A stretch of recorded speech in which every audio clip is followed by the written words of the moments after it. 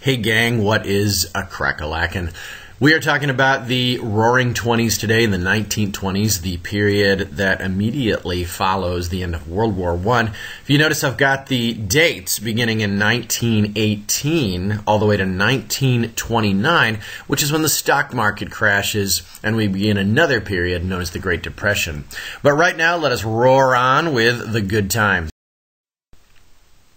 Part 1, we are calling it the first Red Scare. We had a second Red Scare in the 1950s, and by red, we mean communism. Well, as you guys recall, Russia experienced a revolution in 1917. It was led by the Bolshevik Party, which is a communist party, and they established the world's first communist Russia, and communist government. And Russia is no longer just Russia; it is the USSR, the Union of Soviet Socialist Republics. And the USSR, communist Russia, pulls out of World War I. They sign a separate peace with Germany, and they nearly cost the Allies the war. Now, a stated goal of communism is to export the revolution, to make other nations communist. And they claim, that is the Bolsheviks claim, that they're going to do this either by subversion or by force. Karl Marx, who was a German and the author of the Communist Manifesto, believed that the communist revolution would begin with discontent with the working class. Now, pay attention to that. Discontent with the working class. And it's going to end with a full-blown violent revolution in which the workers overthrow the capitalists or the factory owners and establish what he calls the dictatorship of the proletariat, or the workers are essentially going to run the show. Now, Americans fear, especially after World War I, they fear that the floods of the new immigrants are bringing with them these radical ideas. They're bringing with them ideas about communism. And this fear of immigrants and of radical ideas becomes known as the first Red Scare of the 1920s. And so in 1919, these fears seem to be confirmed about the communist subversion plot when you have a number of strikes. You have a steelworker strike in 1919, a great railroad strike in 1919, you have the great coal miners strike of 1919, and you even have a policeman strike of 1919. Union activity begins to rev up again, and strikes are called all over the country.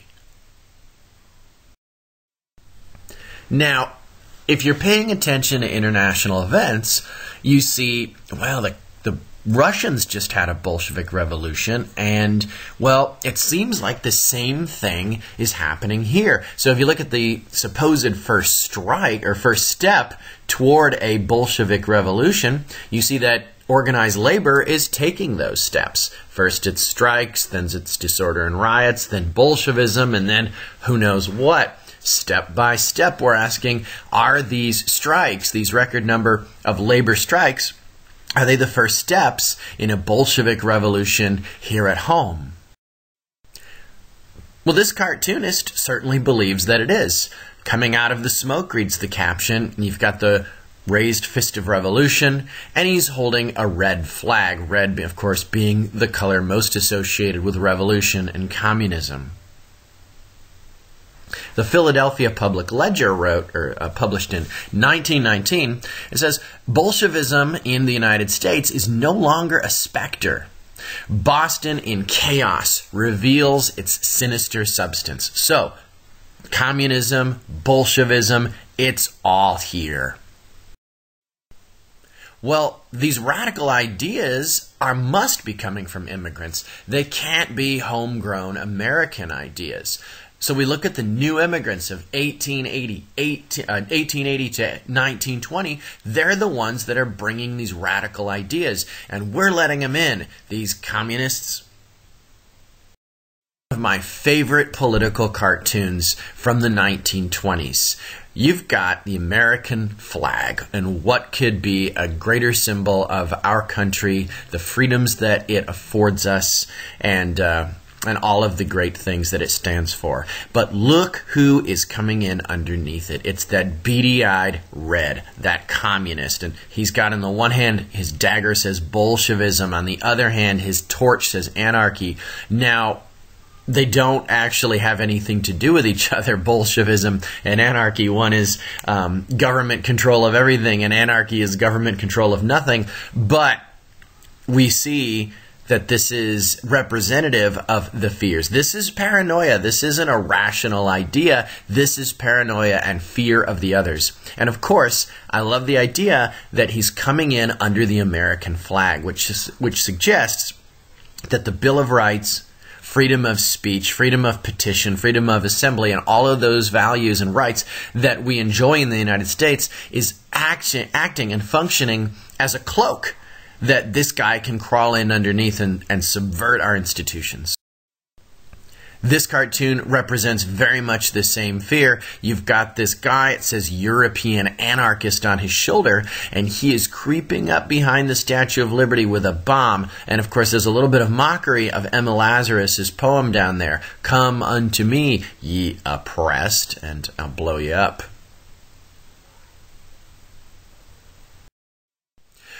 Well, there is another explanation for the general strike and all of those strikes of 1919. And it has more to do with the end of World War I in 1918 and the Treaty of Versailles in 1919 than it has to do with people bringing in Bolshevik ideas. You see, when the war ended in 1918, the U.S. demobilized, and it went back to a peacetime army and a peacetime economy.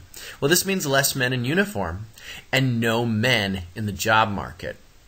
Now, the economy also demobilized. Recall the War Industries Board, which took control of production and guaranteed minimum wages and met with labor unions and essentially kept everybody employed at really lucrative rates. Well, the railroads are also going to return to private ownership and private control right after the war.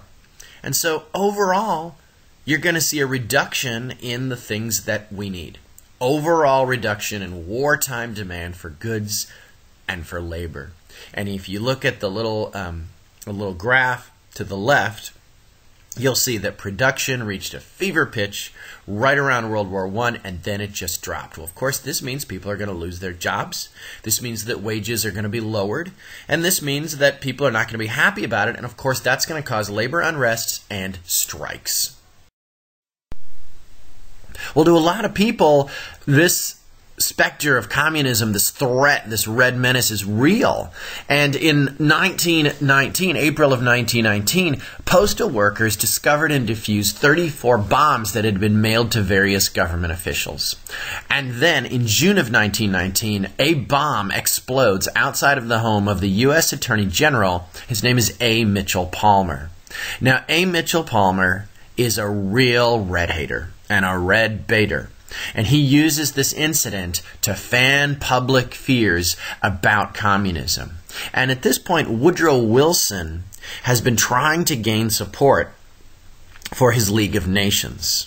And he has been failing in the Senate because the Republicans don't much care for him in the first place, and they don't want him to have this diplomatic victory. But then Woodrow Wilson has a stroke as he's petitioning and going directly to the people in Colorado. And this leaves him incapacitated. He is able to function. He is of sound mind, but he's not as energetic and able to run the country as before. And he's certainly not able to travel and support the Treaty of Versailles anymore. And so A. Mitchell Palmer is more or less given a free rein.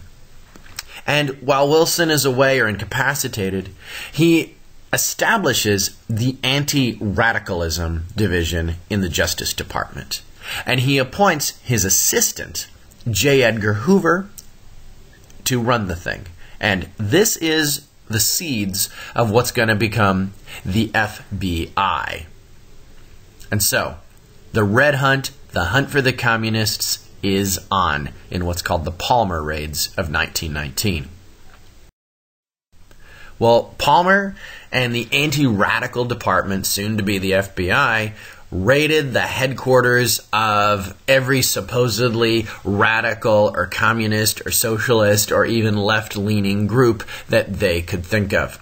There's a picture of the headquarters of the IWW after a raid. You recall the IWW, or the Wobblies, is a socialist labor organization. They were definitely an avowedly socialist group, the International Workers of the World. Now, Palmer claimed that he had disrupted dozens of conspiracies aimed at establishing a communist government in the United States.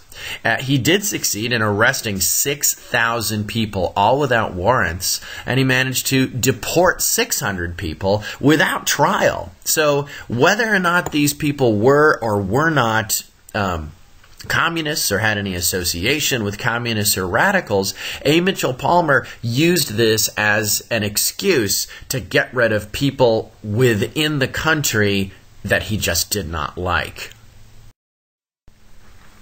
This is a ship called, nicknamed anyway, called the Soviet Ark.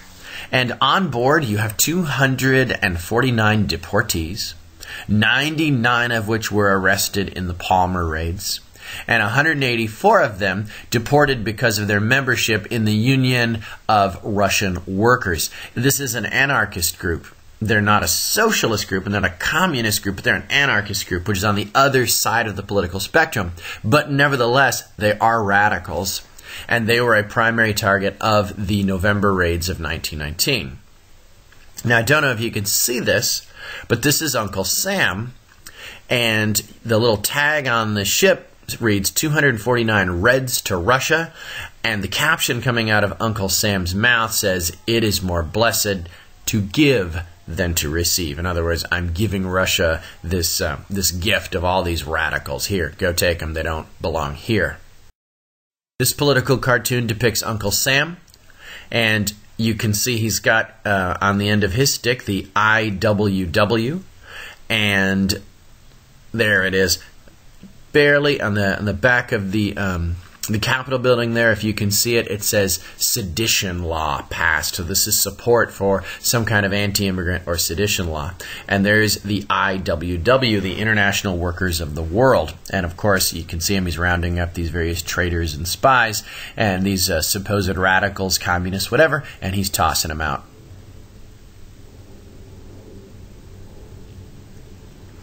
One popular author and columnist, his name is Guy Empey, writes, "I believe we should place them," that's the Reds, the radicals, whoever, "all on a ship of stone," so it's not going to sail too far, "with sails of lead, and that their first stopping place should be hell." Well, so obviously not very sympathetic to people that are left-leaning at this point in American history. Now, the anti-radicalism is going to come to a head in something called the Sacco and Vanzetti trial. You're looking at Nicola Sacco and Bartolomeo Vanzetti. These are two Italian immigrants that are accused of murdering two men during a botched robbery of a shoe company in South Braintree, Massachusetts in May of 1920. Well, the Sacco and Vanzetti trial is a national as well as an international spectacle. People from all over the world look at these two, and it gains this sort of national voyeuristic attention as people focus on it. Sacco and Vanzetti already had the deck stacked against them, so to speak. They were Italian immigrants at a tough time to be any kind of immigrant. They were radicals, they were anarchists at a very tough time to hold any kind of radical or leftist belief. And they were also Roman Catholics. And in the 1920s, you see a return of nativism and anti-Catholicism, so this is also a very tough time to be a Roman Catholic. And they fit the bill. They looked like what a radical should look like. And the judge focused more on Sacco and Vanzetti's political beliefs than their actual actions or where they were during the time of the murder. And the evidence was very flimsy. It was based on conjecture and the testimony of unreliable witnesses. For example, there was one woman on the stand who testified under oath that she thought the murderers looked foreign. And they said, well, they looked foreign, and Sacco and Vanzetti are foreign, so therefore they must be guilty. This was the sort of thing that passed for evidence during the Sacco and Vanzetti trial.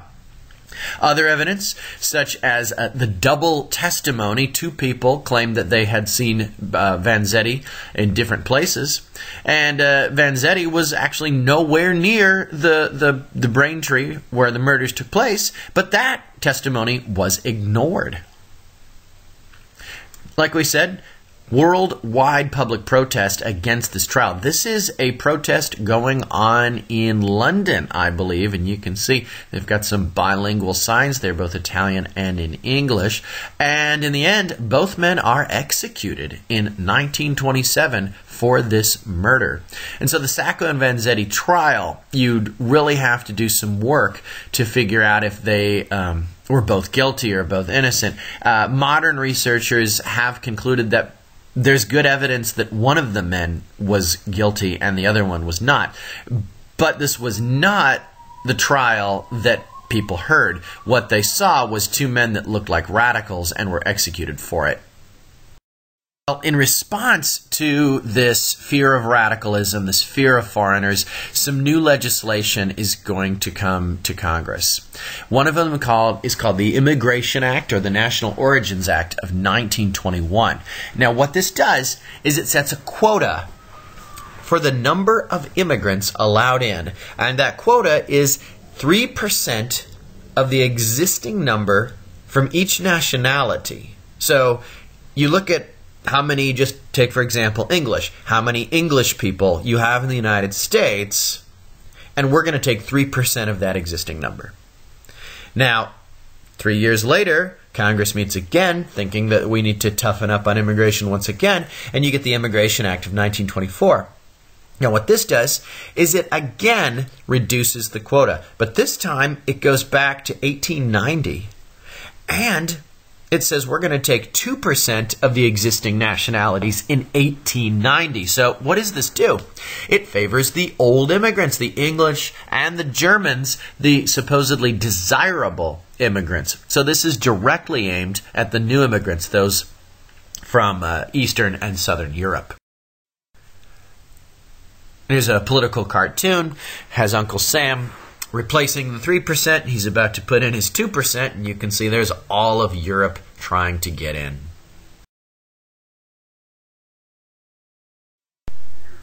The nativism and the racism that came in part to characterize the 1920s found a new expression in the motion picture, that is, the movies.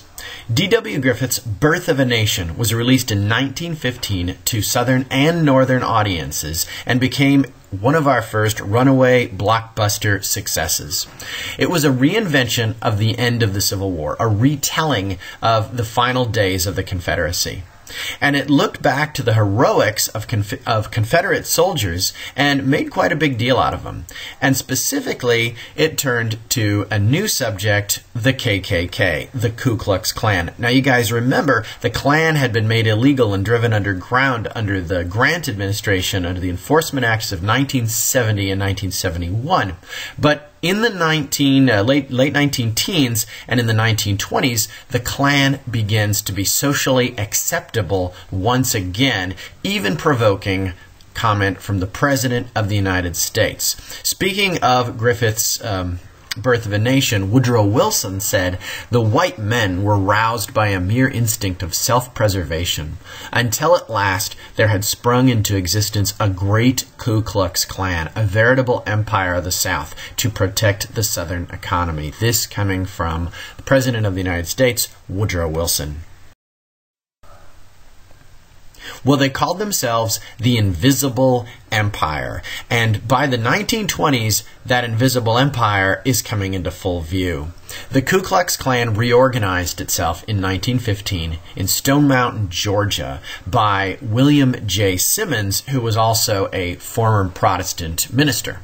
Their motto is Native, White, Southern Supremacy. So they don't like you if you're not born here. They don't like you if you're not white. And while they claim to be a Southern-oriented group, they found a lot of appeal, in some cases, greater appeal up north, especially in places like Indiana and Illinois and Michigan. They did not just limit their hatred to blacks, but they also targeted immigrants, Jews, Catholics, and communists.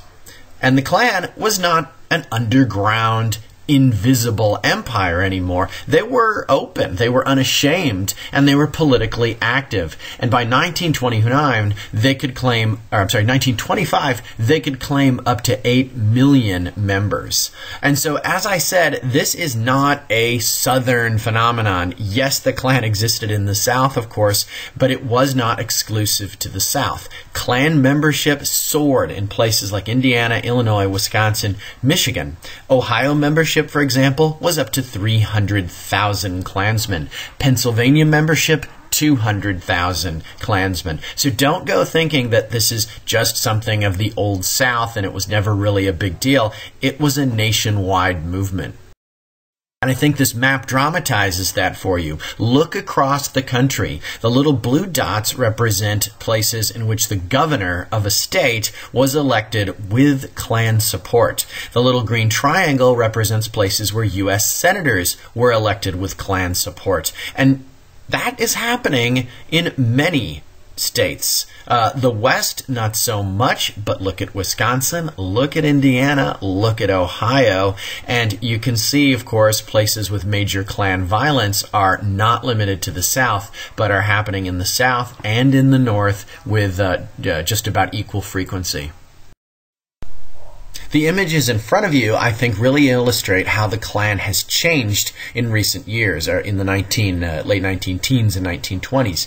Take a look at the image to the top left. What do you see? You see the Klan, of course, and they're marching. What are they carrying? They're carrying American flags. They consider themselves to be ambassadors of a golden American age. They consider themselves to be the last representatives of that 100% Americanism that we've been talking about in the past. And you see they're marching where? On our nation's capital. And what's going on? Are they hiding? No, they're not. They don't have their sheets pulled over their head. These are people who are in full view of everyone, and they do not mind being photographed. Take a look at the image to the right. First of all, you'll notice that this is something happening not deep in the South, but in Milwaukee, Wisconsin. And look at the rhetoric. The Klan invites you, your family, and your friends to attend their first annual spring festival and entertainment. And it's going to be happening in a public park. The public is invited. We're going to have music. We're going to have lectures, dancing. Children are welcome. This is the sort of thing that you may not expect of the Klan. You don't expect them to be holding these big public events that are family oriented. But this is the sort of appeal that they have to a lot of folks right now. This political cartoon right here appears in one of the more prominent Klan publications, and it takes a little bit of interpreting for those of you who don't know these symbols. There, of course, you have a Klansman, and he's, of course, holding the American flag. And in his right hand, he is holding up the Holy Bible. Now, that is perhaps a little bit upsetting to a lot of you guys, but the Klan in the 1920s claimed to be a Christian organization, and they claimed to be a Protestant, a uber-Protestant organization. And who have they just conquered? They have just knocked the bishop's mitre off of what it looks like Catholic clergy. So this is the Klan triumphing over the Catholic Church. Remember, Catholic nativism or anti-Catholic sentiment was on the increase in the 1920s, and it manifests itself with the KKK. Some other images to consider. Once again, look at the one on your right, and you can see a sort of a mock statue of Liberty. And rather than the torch, she is holding above her head the Klansman's, headgear right there, and his hood. And in her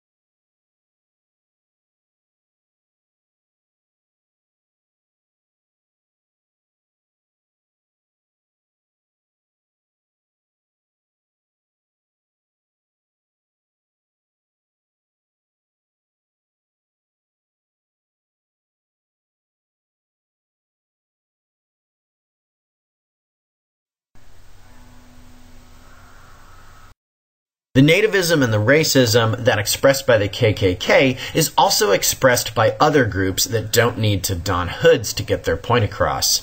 Of course, they fear that immigrants are bringing strange customs, strange beliefs, strange ideas. They're also fearing that immigrants are dirty and that they're possibly bringing and spreading disease.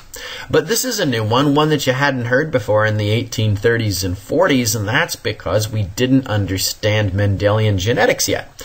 People begin to fear that the new immigrants are of an inferior genetic stock, and that this genetic stock, if allowed to mix and mingle with the true and proud Anglo-Saxon genetic stock, will dilute our gene pool, our American gene pool, and affect us in a not so positive way. One of the leading voices in what becomes the eugenics movement is that of Madison Grant, who publishes in 1918, The Passing of the Great Race. Listen to what he has to say. He says, "These new immigrants were no longer exclusively members of the Nordic race, as were the earlier ones who came of their own impulse to improve their social conditions. The transportation lines advertised America as a land flowing with milk and honey, and the European governments took the opportunity to unload upon careless, wealthy, and hospitable America the sweepings of their jails and asylums. The result was that the new immigration contained a large and increasing number of the weak, the broken, and the mentally crippled of all races drawn from the lower stratum of the Mediterranean basin and the Balkans, together with hordes of the wretched, submerged populations of the Polish ghettos. Our jails, insane asylums, and almhouses are filled with their human flotsam, and the whole tone of American life, social, moral, and political, has been lowered and vulgarized by them." So notice he's speaking in the language of pseudoscience, of science. Today we'd call it pseudoscience, but he thinks he's being very scientific when he categorizes these people in these supposedly inflexible racial conditions. Of course, most people recognize today that when we talk about race, we're not talking about any kind of genetically identifiable or biologically identifiable category. But Madison Grant doesn't know that, and a lot of people don't think in those terms in the 1920s either. And so we've arrived at the movement that's called eugenics. And this is one of its official posters, one of the official representations of their mission. And look at the sign. Eugenics is the self-direction of human evolution.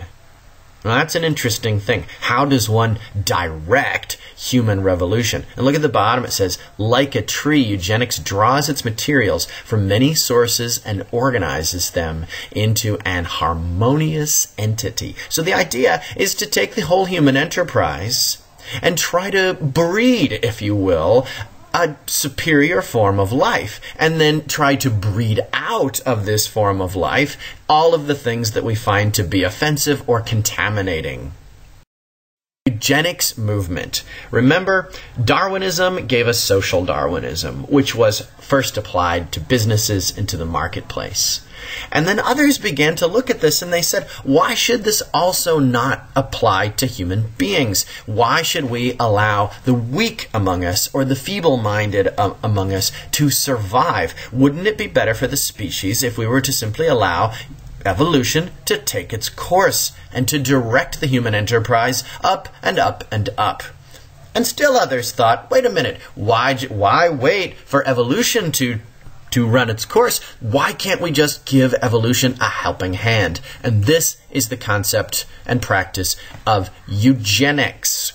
Eugenics, says one of its leading proponents, Francis Galton, says, eugenics is the science which deals with all the influences which improve the inborn qualities of a race, also those which develop them to the utmost advantage. So, in other words, the eugenicists of the 1920s want to take control of human evolution, and they want to direct it to create a superior person.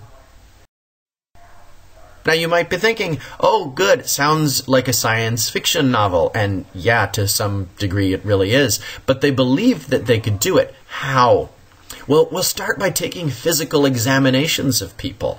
We'll take measurements of one's skull, one's nose, your height, and we're going to try to identify these physical manifestations of the most desirable genetics. We're going to try to isolate the physical manifestations of what we believe human potential is capable of. And this is also where we get the idea of an IQ test, or an intelligence quotient test, to determine what seed, if you will, should be encouraged to spread. That is, which people should be encouraged to have babies and which people should not.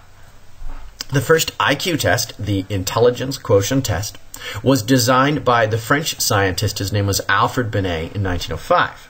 And then later, the American version of it was developed by the American scientist Louis Terman to identify the flood of enlistments that resulted from the Selective Service Act during World War I. And Louis Terman has the goal of taking all of these people who wanted to serve in the army and sort them according to intelligence. And of course, the higher intelligence people would be put in certain jobs, and the lower intelligence people would be put in jobs that best fit their genetic profile, so to speak. And these are called the Army Alpha and the Army Beta tests. And the Army Alpha and the Army Beta tests continued to be used by eugenicists after World War I and throughout the 20s to identify the supposedly superior genetics that exist among the human population. And so here is a sample of the alpha test. It reads, in each of the sentences below, you will have 4 choices for the last word. Only one of them is correct. In each sentence, draw a line under the one of these 4 words which makes the truest sentence. If you cannot be sure, guess. The 2 samples are already marked as they should be. And so what you would presumably have to do is you would have to go, and number 1, the apple grows on a shrub, vine, bush, tree. Okay, 500 is played with rackets, pins, cards, and dice. And you're thinking, wait a minute, I'm not sure I know the answers to these. Does this mean that I'm stupid? No, it doesn't mean that you're stupid. What it does mean is that you might not have the same cultural experiences as the test makers. So, for example, number 7, Christy Mathewson?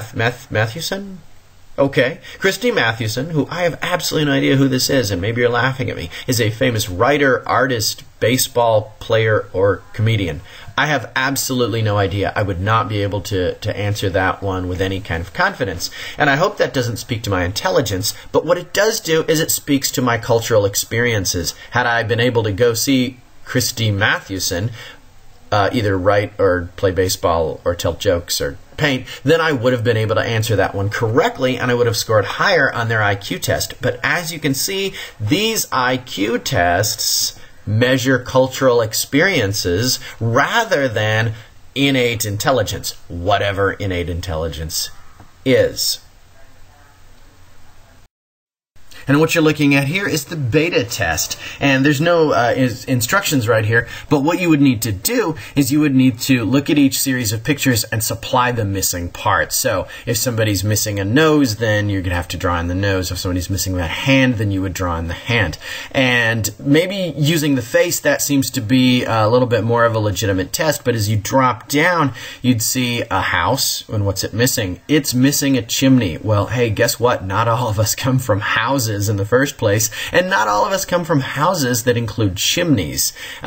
Light bulbs. Now, guys, you're thinking, well, everybody knows what's missing in a light bulb. Not in the 1920s. In the early 1920s, especially if you're a new immigrant, you may be coming from someplace without electricity, and you may not know what to do with that light bulb. Continuing, you might not know exactly what various farm animals look like. You might not know what goes on a violin or any kind of stringed instruments. And so, again, this test, which supposedly tests your innate ability or your innate intelligence, what it really does, if you're honest, is it tests your cultural experiences. And if you don't have those experiences, then you're going to end up being your test results are going to show you to be of lesser intelligence and lesser inferior stock. Well, after running his test on a sample of European boys, Louis Terman comes to this conclusion. He says, the tests have told the truth. These boys, that is, these immigrants, are ineducable. That means they cannot be taught beyond the rear rudiments of training. No amount of school instruction will ever make them intelligent voters or capable citizens. Well, that's an awfully grim verdict for, an entire continent. They represent the level of intelligence which is very, very common among Spanish, Indian, and Mexican families of the Southwest, and also among Negroes. Their dullness seems to be racial, or at least inherent in the family stocks from which they come. So, not a very bright outlook from Louis Terman, who apparently believes that a lot of folks, and he has to throw in Mexicans and Negroes as well, are simply not going to be taught to be good citizens.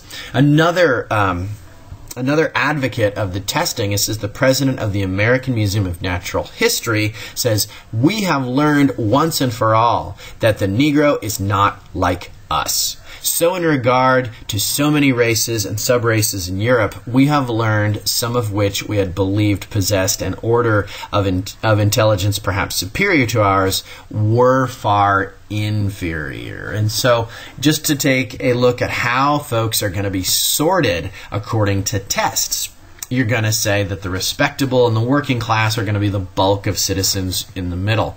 And then those with greater social and genetic work are going to correspond to the type of work that they do. Skilled workmen, foremen, clerks, etc. Independent professions, large employers, those are the people who are supposedly going to exhibit the greater social and genetic work. And then you go to the other side, the poor and the low paid, well, you must not have the genetics to make any money. The criminals, the paupers, the undesirables, clearly people end up in jail. Well, it must all be genetic. It couldn't possibly be environmental, could it? It couldn't possibly have anything to do with the situation in which you are born. I mean, everybody knows that if you're born with a silver spoon in your mouth, you stand just as much of a chance as those born into poverty. Right. Couldn't have anything to do with environment, though. Eugenics people would take their show on the road. Here they are apparently in a public park in Topeka, selling their ideas. Here's the sort of things that they would impress on people. Look at the right. How long are we Americans to be so careful for the pedigree of our pigs and chickens and cattle, and then leave the ancestry of our children to chance or to blind sentiment? So there it is again. Take control of human evolution. There's another one that would go around. Unfit human traits such as feeble-mindedness, epilepsy, criminality, insanity, alcoholism, pauperism, being poor. Being poor, apparently, runs in the genes. And many others run in families are inherited in exactly the same way as color in guinea pigs. If all marriages were eugenic, that means if all marriages were done under the watchful supervision of science, we could breed out most of this unfitness in 3 generations. There, look at that. If you would just allow science to take control of who you marry and with whom you have children, then all of these things would go away. Very scary to me.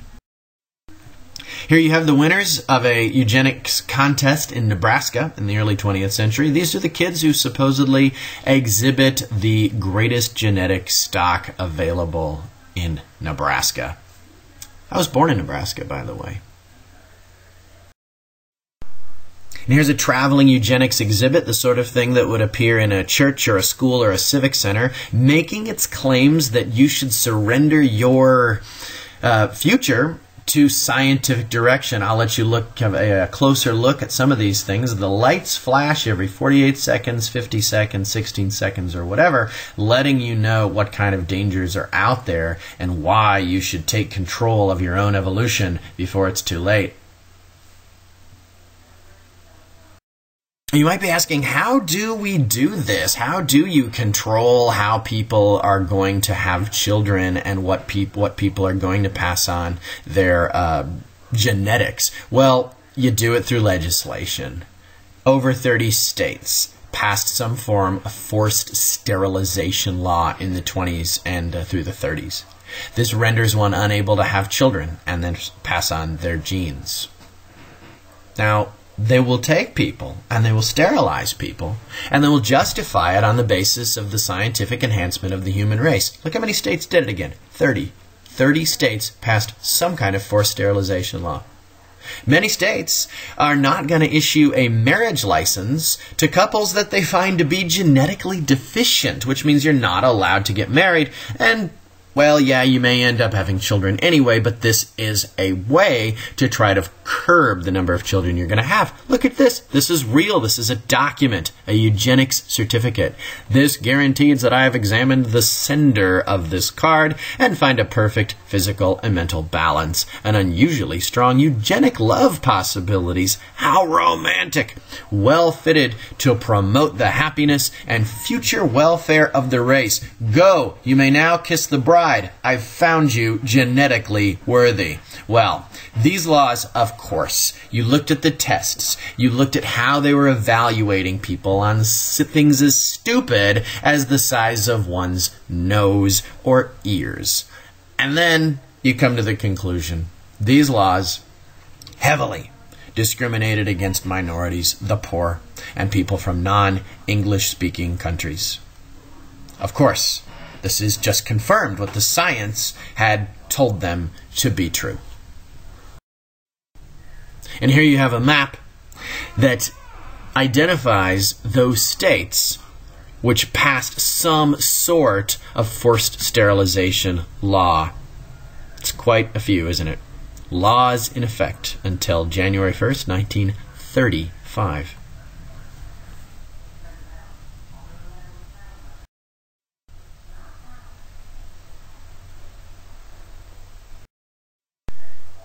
Well, let's move on and look at some other ideas that are floating around in the 1920s. The 1920s also saw a rise in people practicing various forms of Christianity. Now, let's recall the way Christianity developed in both the North and in the South. And these are not perfect categories, okay? You're not going to look to somebody up north and declare everybody up north was part of the social gospel. But it was much more prevalent in the North. Remember, the social gospel is that movement that said that the true mission of the Christian is to become socially active in the community and to try to solve problems such as the immigration problems or crime problems or alcoholism or some of these supposedly urban issues, the social gospel. Now, we're focusing more this time on the South. What happened in the South is known, broadly speaking, as fundamentalism. Now, fundamentalism is not everybody in the South is a fundamentalist, and certainly not all Christians are going to count themselves among the fundamentalists, but it does make a very strong showing in the 1920s. So we're going to look at what fundamentalism is, why it developed, and then a famous trial in which it really asserted itself. Well, the very name fundamentalism derives from a book published in 1910 by two Protestant Christian laymen called The Fundamentals. Now, these two guys were disturbed by what they saw as a trend towards secularism, that is, worldliness, and a drift away from what they thought of as the Bible's true message, that being salvation through Jesus Christ. Now, in the Fundamentals, they provided a list, a sketched out list of things which all Christians must believe. So, for a Protestant fundamentalist of the 1920s, these are the non-negotiables. One must believe in a literal 7-day creation. And so, God rested on the seventh. But these are literal 24-hour periods in which God acted to create the earth and everything in it. So obviously that's going to exclude theories of evolution. They're not going to include any kind of compromise with Darwinistic theories or other ideas about evolution and human origins that are floating around. Okay.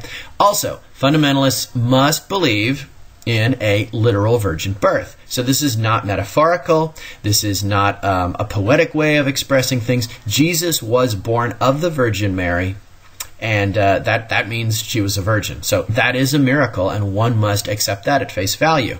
Also, you're going to believe in a literal bodily resurrection. And so this is not a poetic device. This is not a metaphorical saying. This is not anything else other than what the Bible says happened. So you take the words of the Bible literally at face value. And so obviously fundamentalism is going to believe in a literal reading of the Bible, word for word, what it says. These are God's inspired words, and we take them very, very seriously, very, very literally, in fact.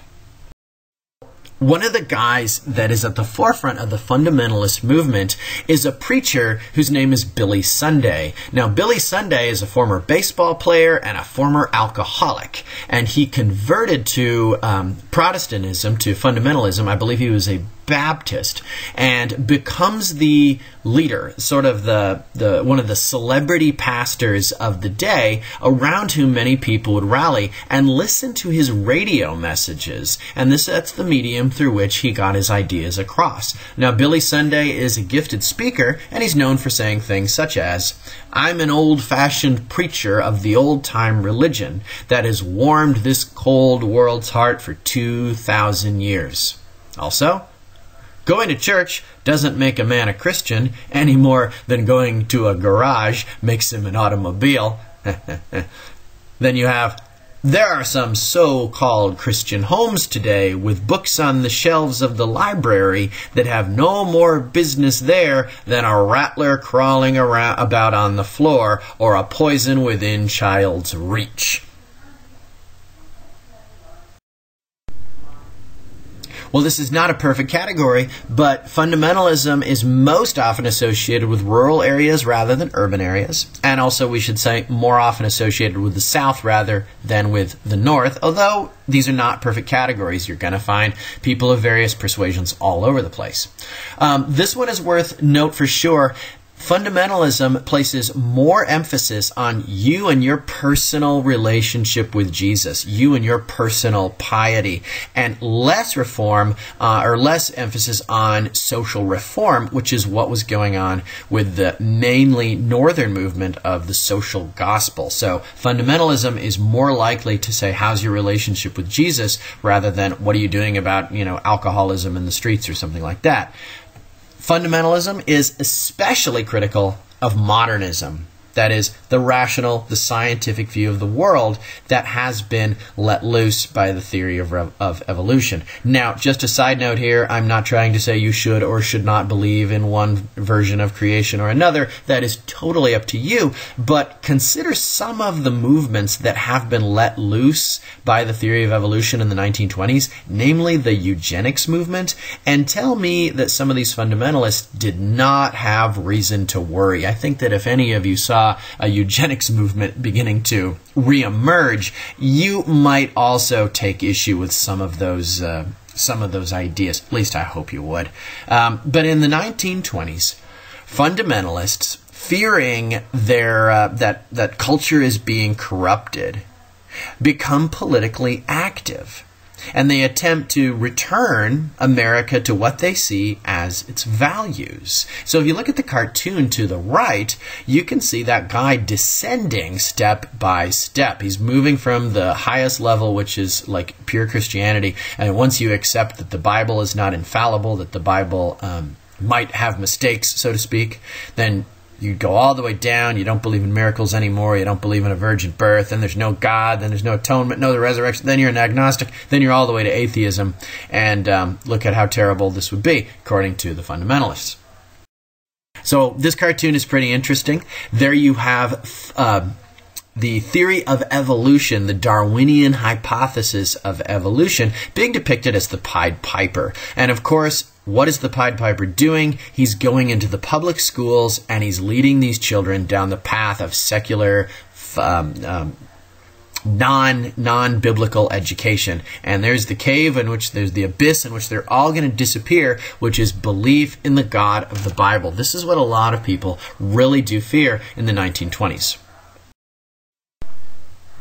Now, in the midst of this movement, the state of Tennessee gets an idea about what to do in their public schools. And they get together, the Tennessee General Assembly gets together, and in 1925 they pass what's called the Butler Act.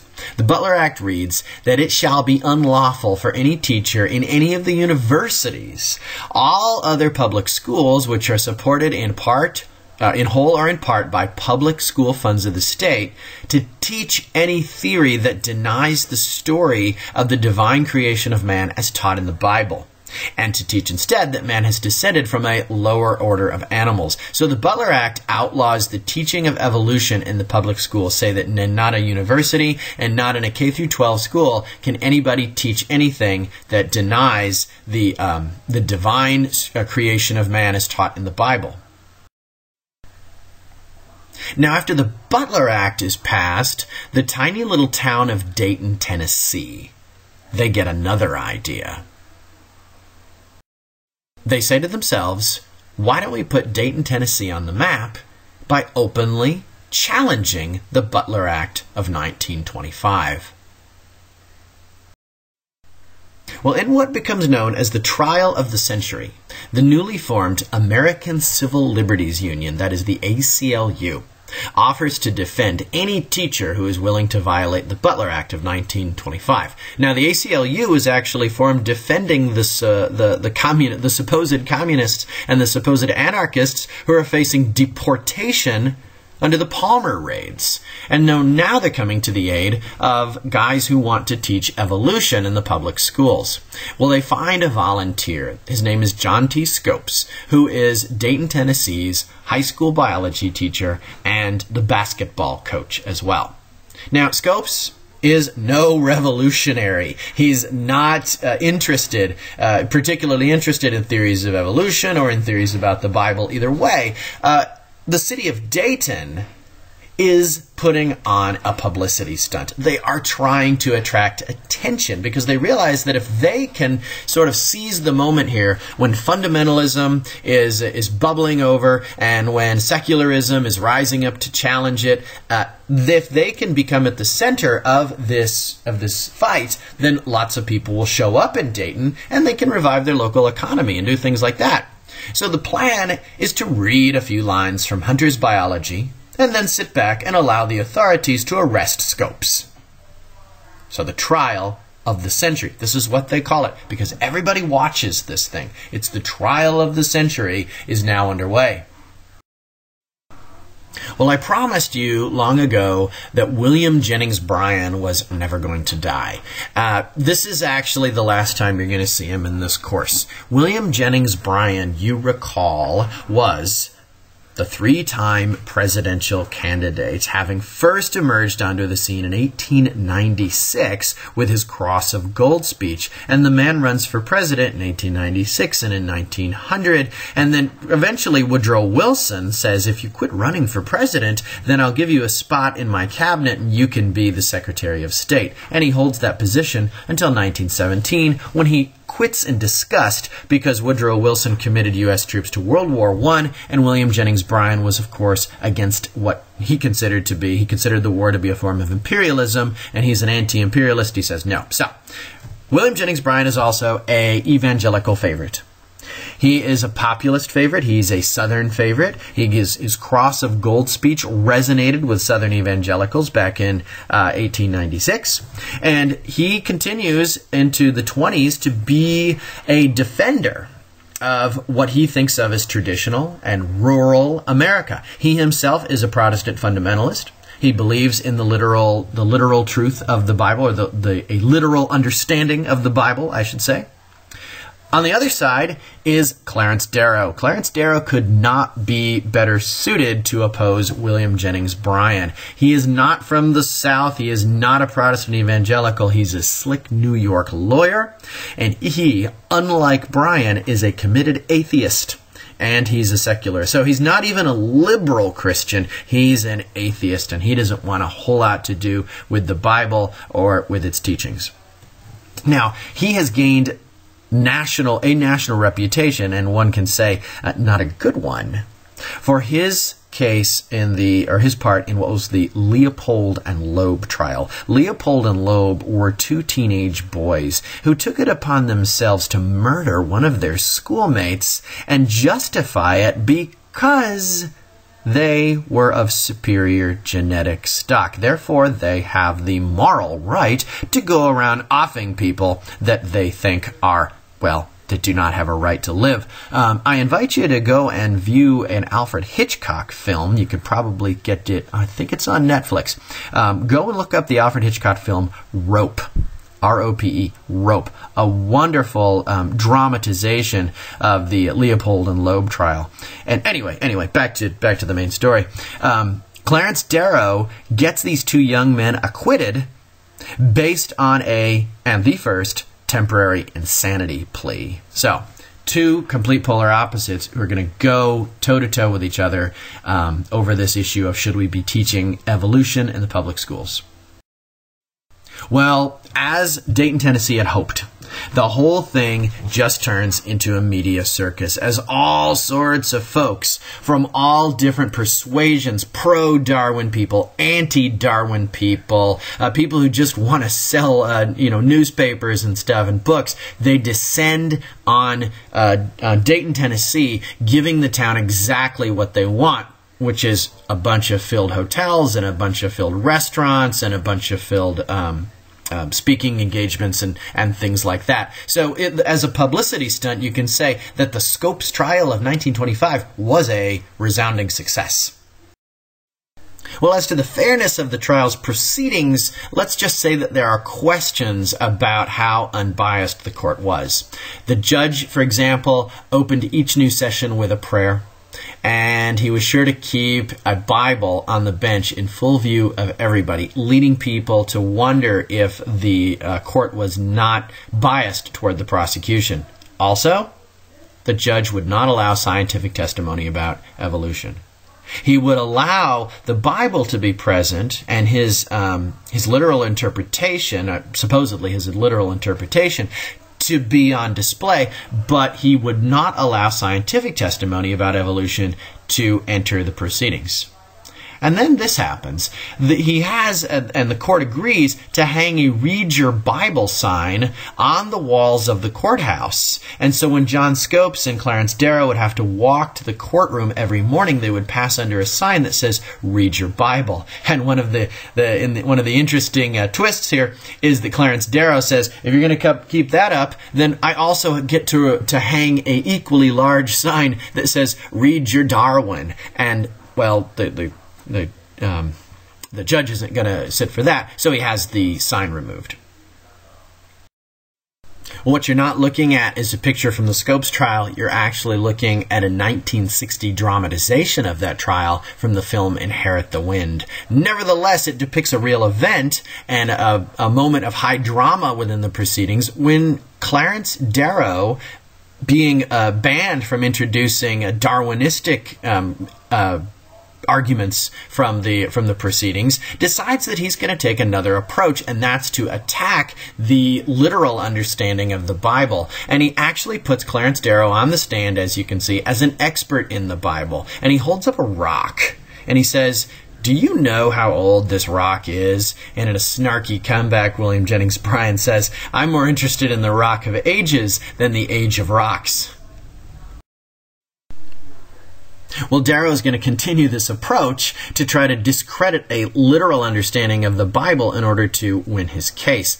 So this is an actual court transcript, and when Darrow puts Bryan on the stand, one of the things he wants to question him about is the Great Flood mentioned in the book of Genesis, and you may recall this if you know anything about it, where Noah is on the ark and he saves all the animals, etc. Well, anyway, Darrow says, but what do you think that the Bible itself says? Do you know how that estimate, that is, of the year of the flood occurred, was arrived at? And Bryan says, well, I never made a calculation. Darrow says, a calculation from what? I could not say. From the generations of man? I would not want to say that. What do you think? I could not say. From the generations of man? I would not want to say that. Well, what do you think? I do not think about things I don't think about. Do you think about things you do think about? Well, sometimes. So there, one of the more humorous points of the of the proceedings, in which Darrow essentially tries to make a fool out of Brian. And now, I'm not going to make a personal judgment call. This is not what this is. But for a lot of people listening in on the radio, this is a moral victory for the so-called scientific point of view, and it doesn't make fundamentalism look very good. So the verdict is this. Obviously, Scopes had broken the law. And so the jury finds him guilty. And they fine him $100.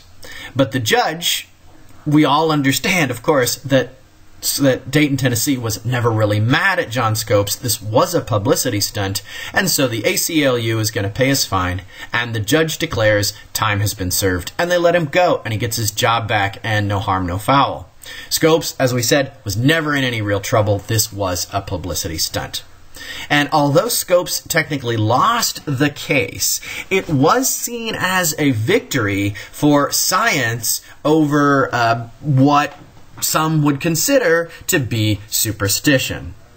And Christian fundamentalism does not disappear, but what it does do is it ceases to be politically active. It ceases to agitate in the public sphere. It goes underground, that is, for a time. So I think it's pop quiz time. Christian fundamentalism became less of a political force after the Scopes trial of 1925. Do you know when did Christian fundamentalism return in full force to the political arena? Was it in the 1950s? Was it in the 1960s? Or was it in the 1980s? Want to think about it? You can pause me. I'm going to move on. It was, in fact, in the 1980s. And when we get to the 1980s, we will learn about all of these important teaks, things that we have to know about. But in the 1980s, you saw a resurgence in Protestant fundamentalism. And it was led in part by a Baptist preacher whose name was Jerry Falwell. He organized a group called the Moral Majority. They were a political group made up of fundamentalist Christians who formed a coalition with the Republican Party. And this is that great marriage of Christian fundamentalism and the Republican Party that we take as axiomatic today. Like, all Christians are Republicans, all Republicans are Christians. I'm not making that call. This is not what I'm saying. But sometimes we tend to think that one necessarily goes with the other one. This is when that coalition forms in the 1980s. And they are, of course, opposed to the Equal Rights Amendment, which was proposed by Alice Paul in 1923. They are opposed to restrictions on prayer in school. And one of the big rallying cases for them then and now is the Supreme Court decision of Roe v. Wade, which was decided in 1973, which legalized abortion, or what it actually did was it kept the states from passing legislation that would prohibit abortions up until a certain point. And so there they are. These are people that are sometimes associated with the Christian right. So this is not a scientific study. Don't get mad at me. But Ronald Reagan was a leading figure of the reemergence of the Christian right in the 1980s. There you have Ralph Reed. George W. Bush is seen as sort of like the second generation, the second reemergence of the Christian right. And then Sarah Palin. And I don't think that any one of those people listed down there would take offense to being called Christian right. So don't get mad at me either.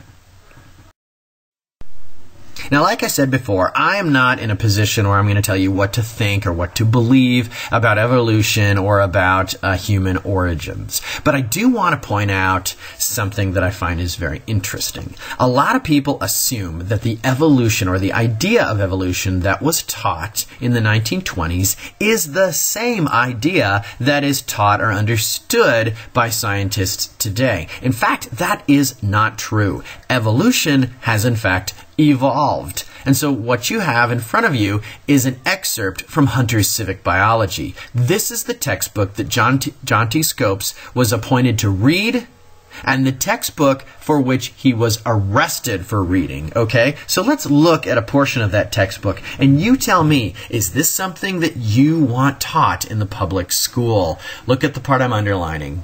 about the races of man. Look at what it says. At the present time, there exist upon the earth 5 races or varieties of man, each very different from the other in instincts, social customs, and to an extent in structure. These are the Ethiopian or Negro types originating in Africa, the Malay or the brown race from the islands of the Pacific, the American Indian, the Mongolian or yellow race, including the natives of China, Japan, and the Eskimos. And finally, and this is what Scopes was arrested for reading. And finally, the highest type of all, the Caucasians, that's white people, represented by the civilized white inhabitants of Europe and America. So, check yourself for a minute. And before you take sides on the Scopes trial, I'm on Darrow's side or I'm on William Jennings Bryan's side, think, is this what you want taught in the public schools? From a secularist point of view or from a Christian point of view? Where do you stand?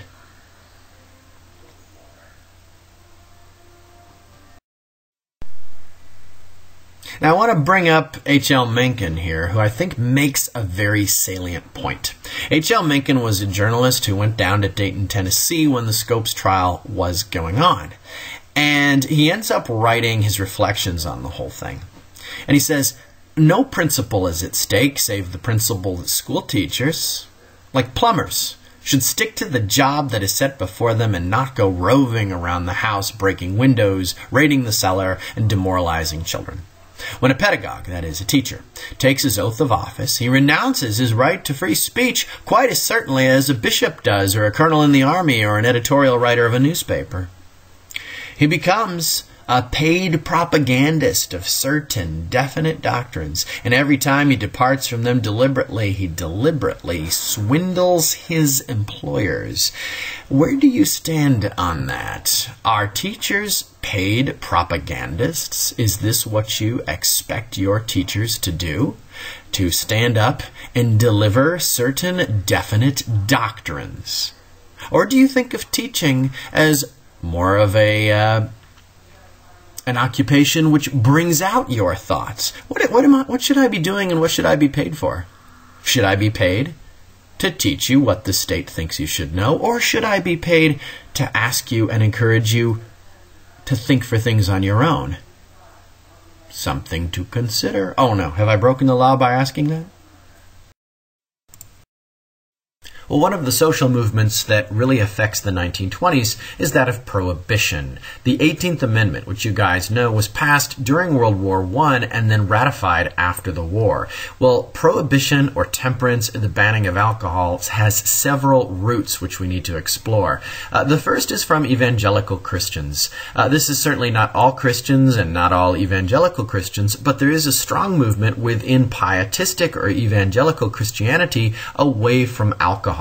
Some of them call it a sin. Some of them say it's best to use it in temperance or moderation. But there is a strain within Protestant evangelicalism that we saw in the Second Great Awakening that does want to try to make alcohol unavailable.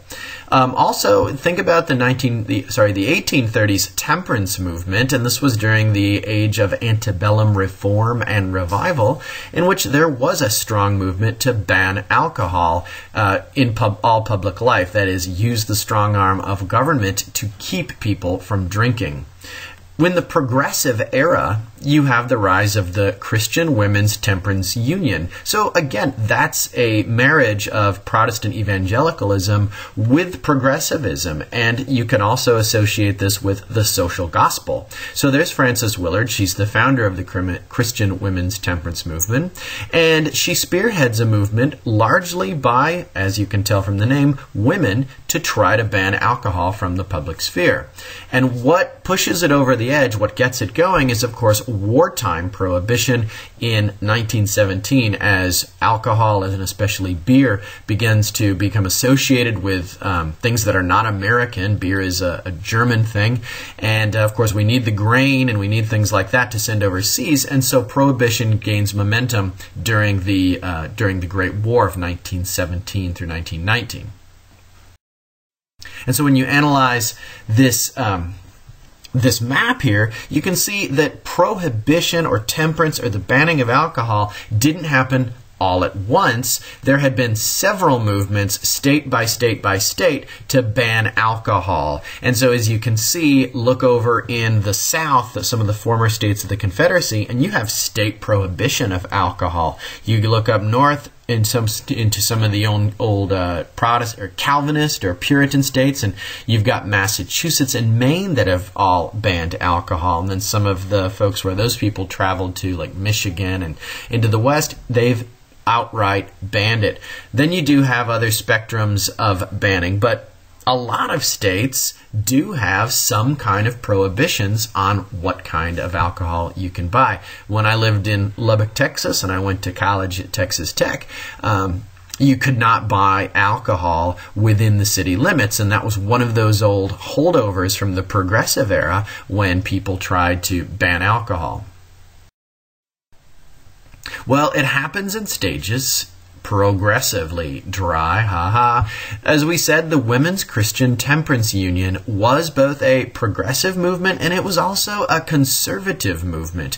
You see, they believed that the strong arm of government could be utilized to enforce a traditional code of morality. And the rallying cry, which they gathered around, was home protection. See, the Prohibition movement gave women a voice that was at once radical and traditional. It was radical because women are speaking out and women are taking a public role. And it was traditional because they believed that they were speaking on behalf of traditional values. You see, you may recall that alcohol didn't really become a problem until people were able to distill it and make it much more potent. Alcohol had been part of everyday life in America until about the 1830s, and then it becomes that much more potent, and then it becomes that much more dangerous.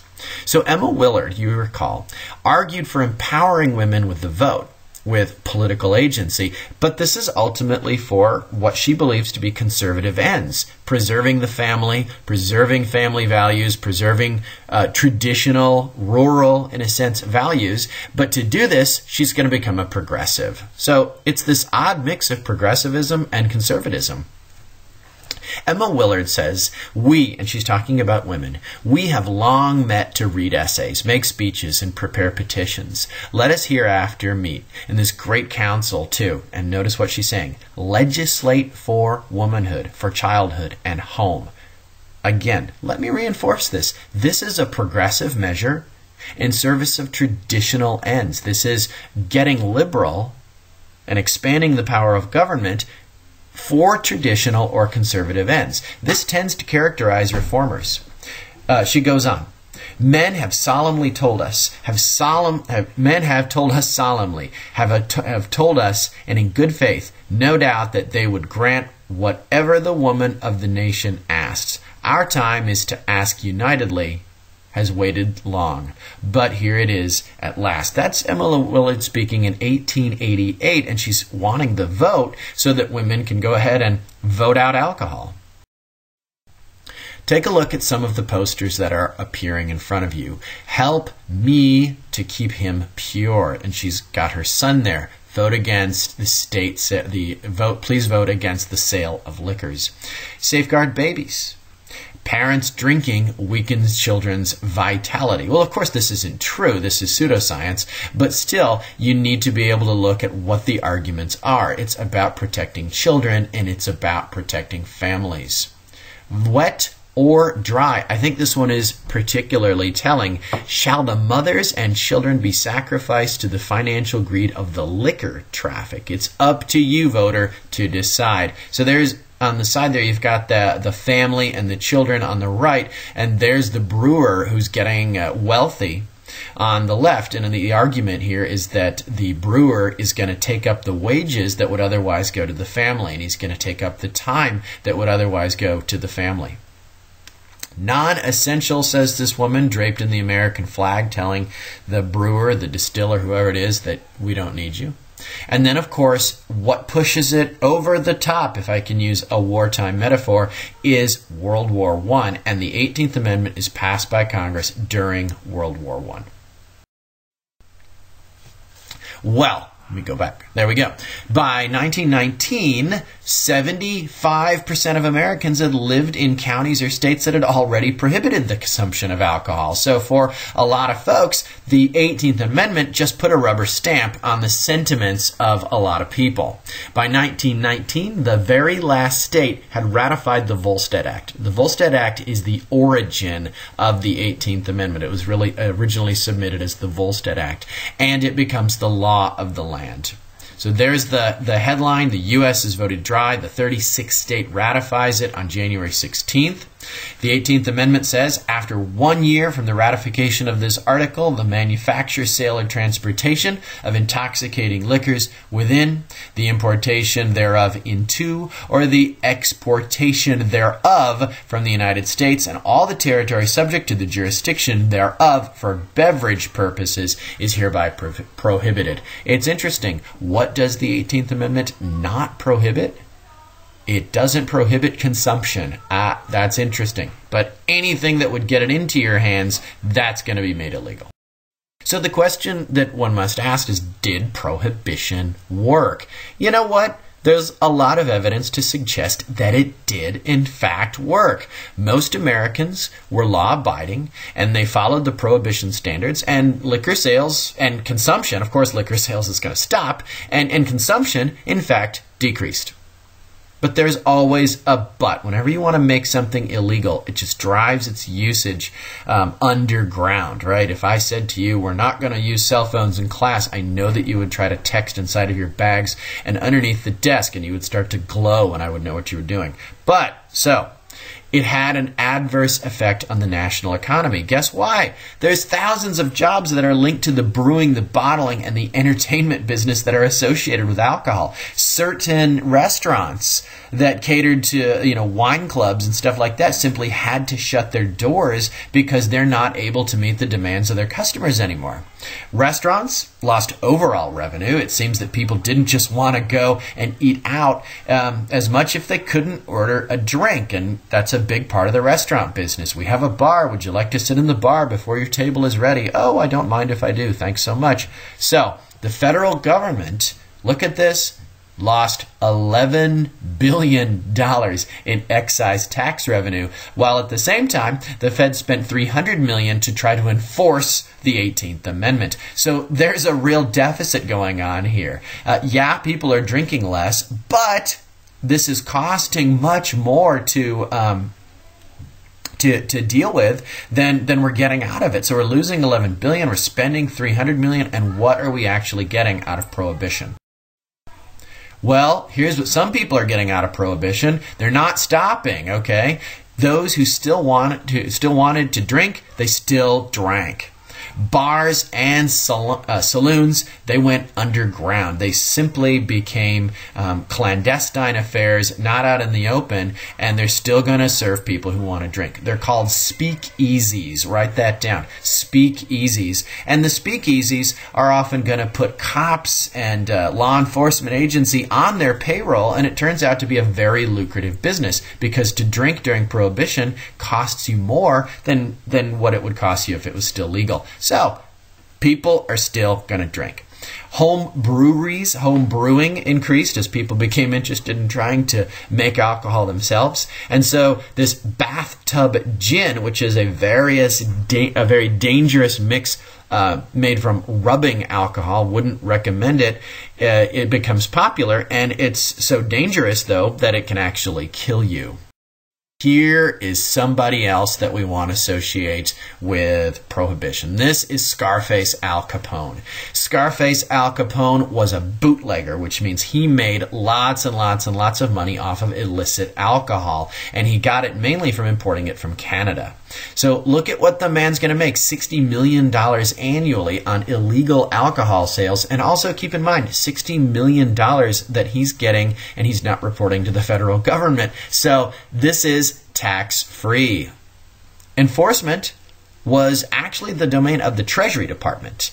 And they tried to deputize local law enforcement to do it, but local law enforcement was also on the payroll of people like Scarface Al. And so it is not very easy to enforce. So turning a blind eye toward illegal alcohol traffic was endemic. And take a look at what is happening to crime. This is a graph showing you the prison population from 1917, 1918, and when does the Volstead Act pass? When's the 18th Amendment come in? In 1919, and just look at what happens to the number of people in prison between 1919 and 1920. So clearly there's an adverse effect. When you ban alcohol, there's still a large number of people that are going to want to drink it. They suddenly become criminals where they weren't criminals before, and we're going to need to put them in jail.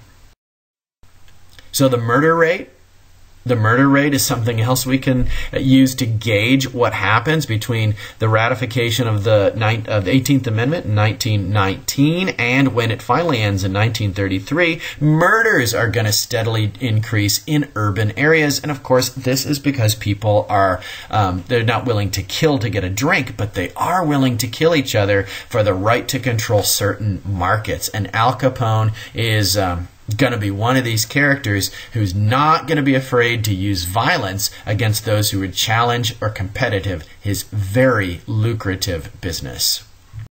So I think it's time for a pop quiz. Prohibition was repealed. That is, it finally goes away and booze becomes illegal again. Under which federal program? Was it the New Deal under Franklin Delano Roosevelt? Was it the New Look under Eisenhower, or was it the Great Society under Lyndon Baines Johnson?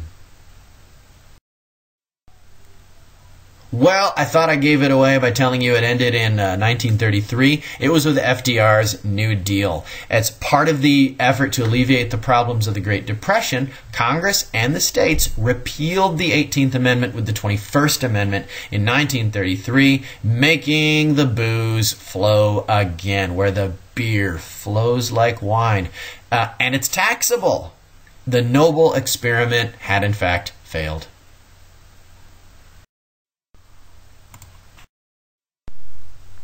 Well, if there's anyone that we can say symbolizes and epitomizes the 1920s, that would be Henry Ford. Henry Ford founded the Ford Motor Company in 1903 in Dearborn, Michigan. And through this company, he introduced to the world an affordable new automobile, which was known as the Model T. Now, the Model T, if you were to buy it in 1908, would have cost you $850. That's quite a bit of money. But in 1924, he had gone so far as to reduce the cost to $290, making the car accessible to almost anybody, including his own employees. And by 1925, the Ford Automobile Company was rolling a Model T out of its factory every 10 seconds, which was an amazing feat. Certainly, Henry Ford stood at the height of his powers in 1905 and at the height of the entire industrial age. How did Ford manage this? Well, Ford was also representative of the progressive era. Ford implies the new efficiency techniques of somebody called Frederick Winslow Taylor to his production line. Frederick Winslow Taylor studied the movements of human beings, and he studied the movements of machinery, and he came up with ways to make these things more efficient. He would go as far as to match a certain man with a certain shovel and say, if you stand this way or if you stand that way, then you'll maximize your movements and save a whole lot of time. So Frederick Winslow Taylor was a efficiency expert, which was a big trend in the in the progressive era. Now, Henry Ford grew up on a farm in Michigan, and the way that he would look at the way farm animals were processed, he got the idea that we could do the same thing with automobiles. But whereas animals were being taken apart step by step, he had the idea that we could put cars together step by step. And so Frederick Winslow Taylor would say, let's use the least amount of movements to maximize speed and production. And Henry Ford eventually comes up with the assembly line. That is, one man will do one job over and over and over again until he becomes so perfect and efficient at that job. And so you don't need one person to master an entire trade. You don't need one person to master how an automobile is made. You just need to hire a guy who can do one job and do it again and again and again. Now, this means production is maximized, and wasted movements are minimized. And this is how Ford is able to turn out those automobiles so quickly and drive those production costs down. Well, the assembly line is something of a mixed bag for Americans. On the one hand, we can consider it to be a good thing. The assembly line is going to maximize production, it brings the cost down, and makes that automobile affordable to just about everybody. But at the same time, other folks look at the assembly line and they say, well, it made labor monotonous and dull. It robbed the craftsman of his job and made everyone's job and everyone's existence a very tentative thing, because, see, now you no longer control the means of production to an extent. You can be hired and fired, and somebody can be, you can be replaced very quickly. Ford knew this, and so he realized that his turnover rate, his attrition rate in the factories was very high. He could not keep people employed because they would quit. They'd find this job very meaningless.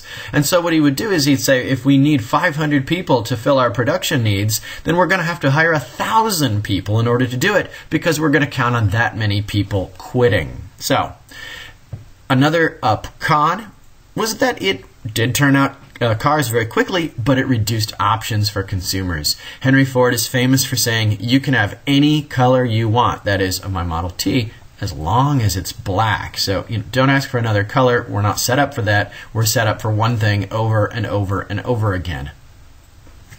But Henry Ford tells us there's joy in work. There is no happiness except in the realization that we have accomplished something. But of course, the man had a attrition rate of about half of employees every year. Nevertheless, the trend in automobiles is very clear. People are taking to the roads in greater and greater and greater numbers, and the number of registered automobiles in 1913 is hardly registered, and then you have well over approaching 26, 27 million by 1929 when we start talking about the great crash of the stock market. So I just want to analyze this advertisement on the right. More than a car, Ford, a national institution. And you may be looking at that with your 21st century eyes, and you're not seeing something that's all that appealing. First of all, there's not even a car in there. It's a picture of a factory. And you're thinking, what do I care about a factory? I don't want to look at a factory. Well, to the American mindset at the time, this factory represents progress. And you see pollution, and rightfully so. There's a lot of smoke belching out of the smokestacks, but people would see progress, economic and industrial progress. And behind it all was Henry Ford. Well, as we said, Henry Ford democratized the automobile. Everybody could have one. And this made something called youth culture possible. Now, what do I mean by that? I mean kids. Kids could drive cars, and they could get away from the watchful eyes of adults, and they could start doing things that would make adults a little nervous. And so you get a lot of stories about what happens in the back seats of cars and stuff, and the genesis of these stories is the 20s. And a lot of these stories have more to do with parental anxiety than with what actually happened in automobiles. But another thing we can just say happened with the automobile is that it stimulated other industries. So think about glass and steel, think about gasoline and rubber, think about the demands that are going to be made on these industries and the number of jobs that are going to go up as a consequence. So I often like to compare the automobile to the Transcontinental Railroad, which was finished in 1869. It wasn't just that you can now get from A to B faster, but there are a whole lot of other industries that are going to be stimulated by that. And we looked at, say, the Sears Roebuck catalog, which was made possible by the advent of the Transcontinental Railroad. Think about something like the drive-in theater, which I know is a small example, and they don't really exist anymore, but those are going to begin to pop up with the advent of the car. Also, think about drive-thrus. Think about fast food. Think about the sort of things that are made possible by the automobile. Hey, look at it this way. No automobile, no Buc-ee's, right? Where would we be without Buc-ee's?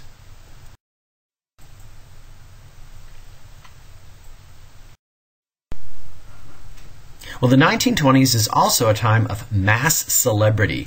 People begin to do and undertake extraordinary feats, and thanks to something called the radio, their exploits are going to be known around the country, and people are going to become household names. One of the big resources for celebrity is going to be aviation. It starts in 1903 with the Wright brothers. The Wright brothers were bicycle repairmen, and they got the idea from the bicycle that what they could do is apply that to aviation. And if you look at the first models, they're these very bicycle-looking things, long and spindly. And at Kitty Hawk, North Carolina, the Wright brothers managed to get a 12-second flight out of their invention. So they're the first ones to actually manage this in the United States. In 1908, an aviator named Glenn Curtiss turned his attention to designing a seaplane that could take off on land and water, and he succeeded in 1911 and convinced the United States government to purchase it. And what this did was this leads to the foundation of U.S. naval aviation. And so aviation becomes one of these things that people look at. It's a national passion. And if you can afford your own airplane by the late 1920s, you've really got something going for you. Nobody represents the whole thing better than Charles A. Lindbergh. Charles A. Lindbergh electrified the world by the very first west to east conquest of the Atlantic. Lindbergh's exploit swept Americans off their feet. And as you can see, he's going to start off in New York City, and he's going to fly all the way to Paris in just 3 days. And this is going to be very exciting for everybody.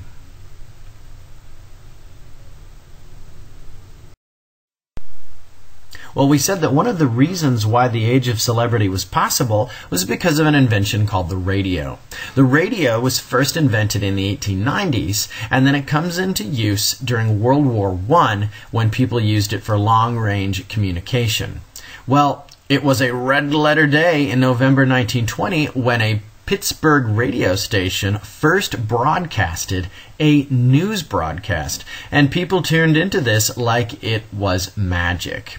Well, the radio, as it became more and more popular throughout the 20s, was drawing more Americans back into the home. And it is said that the radio actually knitted the family back together after it had been drawn apart by the lure of industrialization and things like this. And one of the things that people were listening to was sports. Sports became a major attraction in the 1920s. Baseball, we will talk about. Boxing as well. And then another thing was politics. Politicians are now able to deliver their speeches over the radio. And believe it or not, this is one of the things that makes politicians, everyone from Franklin Delano Roosevelt to Adolf Hitler, they owe their success, they owe their popularity at the time anyway, to the advent of radio. So just to dramatize for you, that's what a 1920s radio looks like. And look at how their sales are growing. In 1923, you're talking about 60 million radios. 60 million radios sold in the country. By 1924, that's 358 radios sold within the United States. By 1925, we're up to 430 million. By 1928, 506. And then by 1929, on the eve of the Great Depression, we are talking about 848 million radios being sold in the United States per year. An incredible conquest for that tiny little box. Well, another innovation that takes hold of the American imagination during the 1920s are movies and talkies. The real birth of the movie came in 1903 when the first story sequence reached the screen, and this was called The Great Train Robbery. First real motion picture with a story in 1903. A new era began in 1927 when Hollywood put out the first talking motion picture called Talkies, and that was known as The Jazz Singer, starring Al Jolson.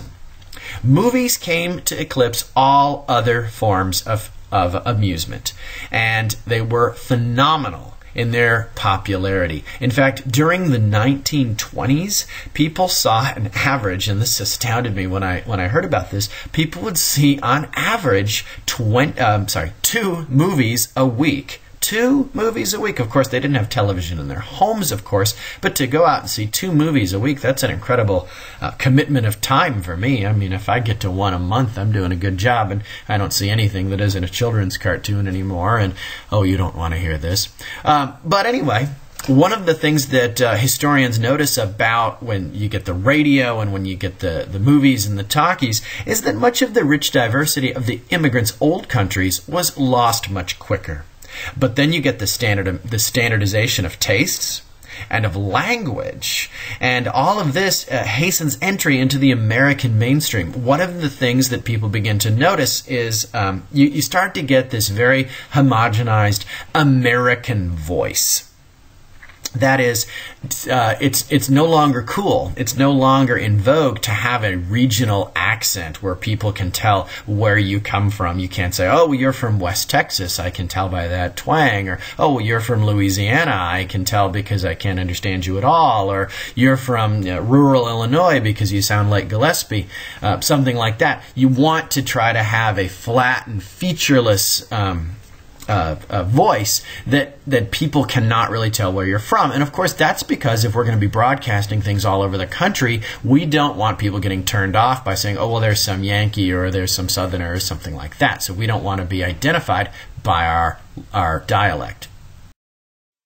As I said, the 20s is also the time for mega sports heroes. Let's talk about Babe Ruth. Babe Ruth is a baseball player, and he played for the New York Yankees.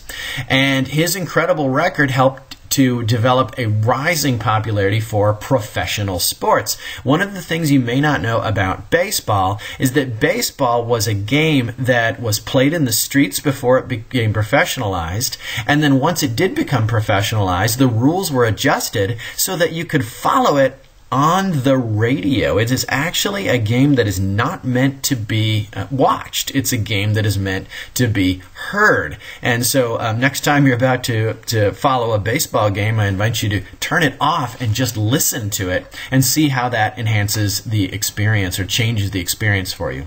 Another major sports hero of the time was Jack Dempsey. Jack Dempsey is a boxing hero and the most famous heavyweight boxing champion of the 1920s. And he does for boxing what Babe Ruth did for baseball. That is, he makes it a big money sport. He makes it something that people want to tune in and listen to. And once again, boxing, you think of it as being a very visual, very tactile kind of experience. But originally, a lot of boxing's appeal was because you could follow it on the radio and you could hear a sort of a blow-by-blow description of what was going on. So this radio business, the popularization of sports, this is something that characterizes the 1920s.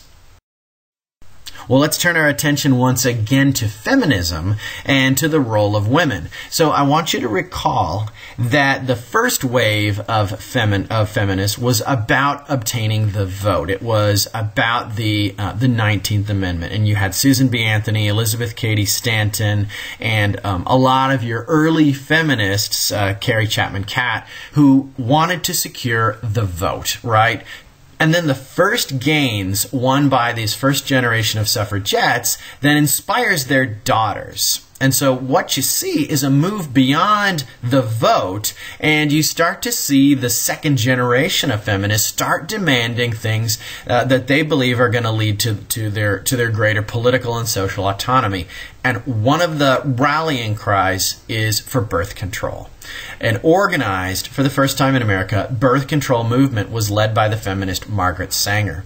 She openly championed the use of contraceptives. Now, this was very controversial at the time because birth control was not something anybody talked about at all in polite society. In fact, you don't talk about sex in polite society. If a woman were to become pregnant, it would be socially acceptable, in fact, almost socially required, that she becomes sequestered. She doesn't show herself in public until after the baby is born because, my goodness, everybody knows what you did. So to even bring up issues of reproduction, of birth control, of pregnancy is already broaching a somewhat taboo moral topic.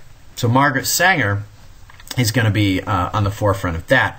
Another place that we see moral authority, the first generation turning into feminism, is with the ERA. Now, we've looked at this a little bit in World War I. Alice Paul introduced it in 1923, and she was a member of the National Women's Party, and she campaigned for the Equal Rights Amendment. And, of course, it failed in 1923, and it is not passed to this day.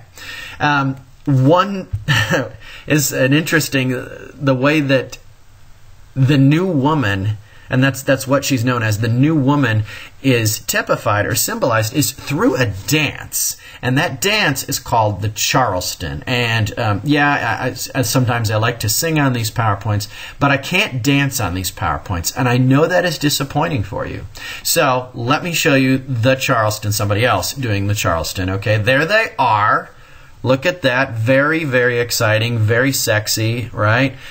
This was considered to be way too provocative for polite company. If a woman does the Charleston, well, she only wanted one thing, I'll tell you. So this is the new woman. So some terms to identify. In the 20s, you start to hear the term flapper.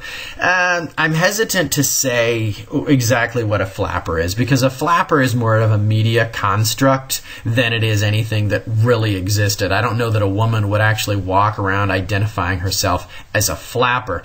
But nevertheless, the media would use the flapper to sell things, just as we like to use sexually liberated women to sell all sorts of things or anything today, right? What do we use women to sell? We use women to sell cars, and we use women to sell beer and gloves, and toothpaste, paper clips. So sex sells. The flapper sort of starts this trend. She is a carefree young woman with short bobbed hair, and that the bob was supposed to be a sexually ambiguous haircut, like I'm rejecting the standards of beauty of my age. She had heavy makeup, short skirts. She symbolized the new liberated woman of the 20s. Many people look at the flapper and her boyish look and shocking behavior as a sign of changing morals. Now, I point this out. She's hardly typical of the American woman. The flapper existed more in commercials than she did on the street. But nevertheless, her image reinforced the idea that women now had more freedom, and with the vote, they begin to press for even more freedom, such as the birth control and, of course, the ERA.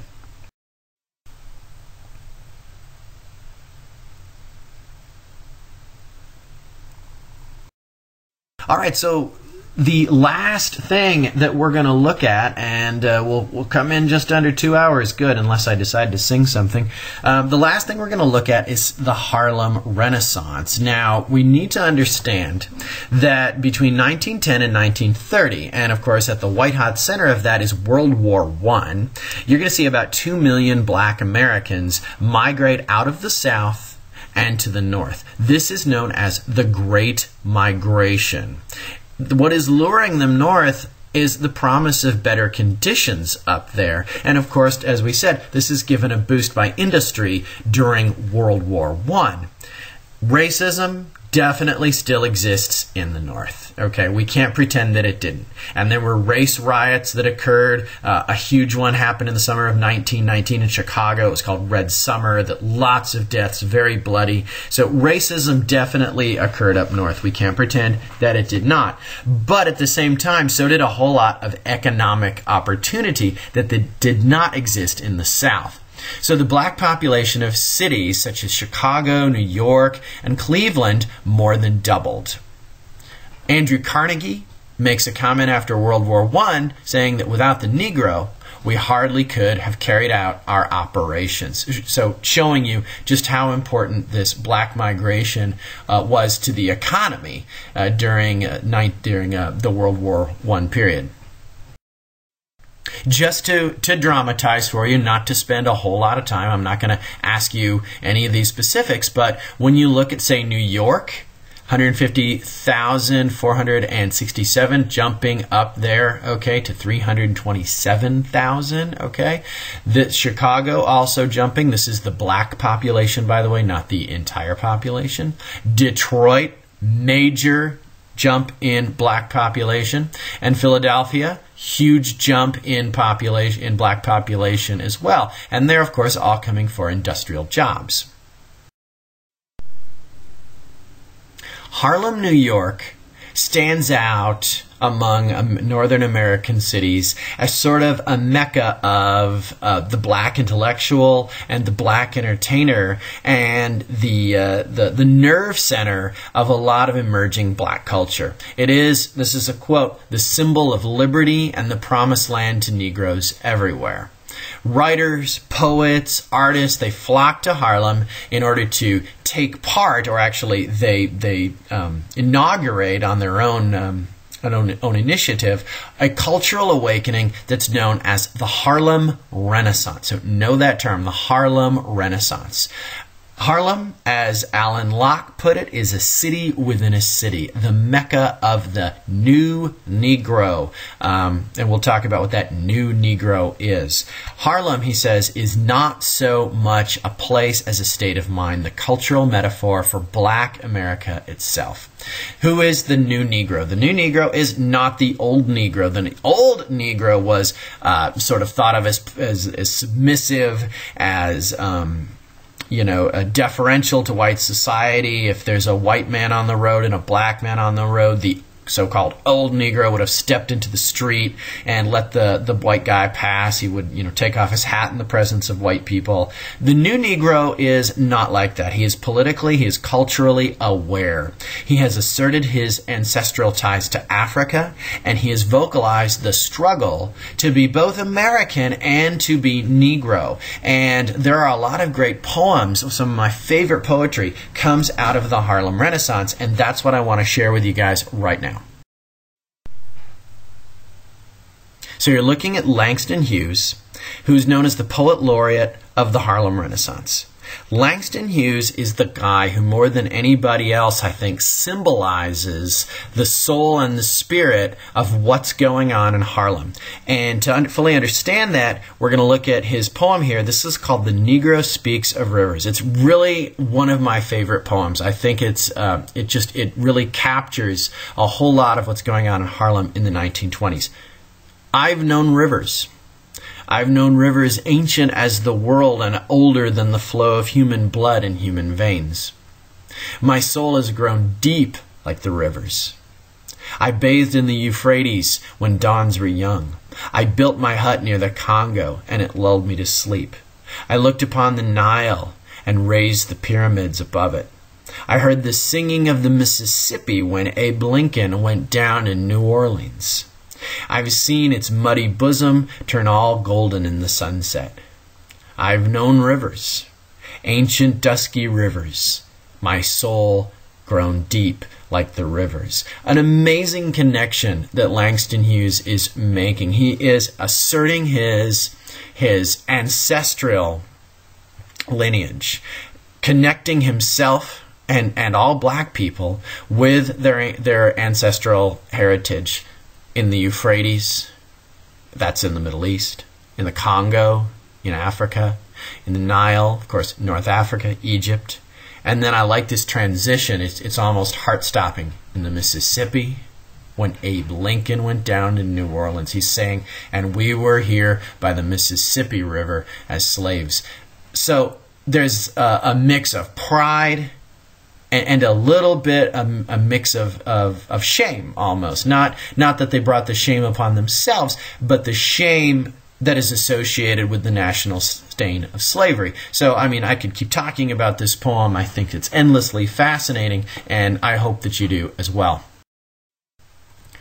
This one is another one by Langston Hughes, and it's called I Sing America, or I Too Sing America. And if you know the poem I Sing America by Walt Whitman, then you understand why this poem is so shocking and why it's so amazing. So I definitely think that you should spend some time and Google Walt Whitman's I Sing America and then come back to this. Langston Hughes writes, I too sing America. I am the darker brother. They send me to eat in the kitchen when company comes, but I laugh and eat well and grow strong.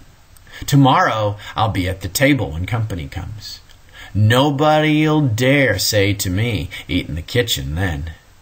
Besides, they'll see how beautiful I am and be ashamed. I too am America. The original poem that Walt Whitman wrote was a praise, a hymn of democracy. And he went through this list of people and talked about boatmen, he talked about mothers, and he talked about shoe cobblers, and he talked about all these people. And when he wrote it in the 1830s, everybody was talking about was white. And everybody was talking about represented this sort of white middle-class Protestant ethos. What Langston Hughes is doing in the 1920s is he is speaking up for the black man and the black people that have been left out of the greater narrative, and he's saying, I too sing America. I too am America. Yeah, I'm the darker brother, but I am part of America too. I think it's a wonderful assertion of selfhood. This one is by a poem called, or by a poet called County Cullen. It's called Incident. Once riding in old Baltimore, heart-filled, head-filled with glee, I saw a Baltimorean looking straight at me. Now, I was 8 and very small, and he was no whit bigger. So I smiled, but he poked out his tongue and called me nigger.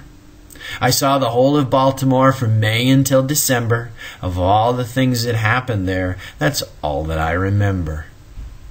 So County Cullen, I think, is recalling this incident of becoming aware for the first time of racism. Here's 2 kids, right? He's 8 and small. I see this other kid who's 8 and small. And I say, hey, look, we're pals, right? And then here's this kid who has been taught something different. He stuck his tongue out and called him a bad name. So we see that the incident, that's all he can remember, what an impact it had on him. And if you've ever had an encounter with racism or with some other experience that sort of solidified somebody's impression of you in your head, I think you can relate to this poem. The art of the Harlem Renaissance was also just as powerful. This is you're looking at a artist or a work from an artist called Aaron Douglas, and this is called A Study for God's Trombones. And so I'm going to leave the interpretation up to you, but I have put a quote from Aaron Douglas up there. He says, our problem is to conceive, develop, establish an art era, not while art painting is black. Let's bare our arms and plunge them deep through laughter, through pain, through sorrow, through hope, through disappointment into the very depths of our souls for our people and drag forth material, crude, rough, neglected. Then let's sing it, dance it, write it, paint it. Let's do the impossible. Let's create something transcendentally material, mystically objective, earthy, spiritually earthy, dynamic. I think Aaron Douglas's prose is just as beautiful as his artwork. I love that little phrase there, or that little passage there. I think it captures a whole lot of what he's trying to do in his art, which is be transcendent. It's another Douglas right there.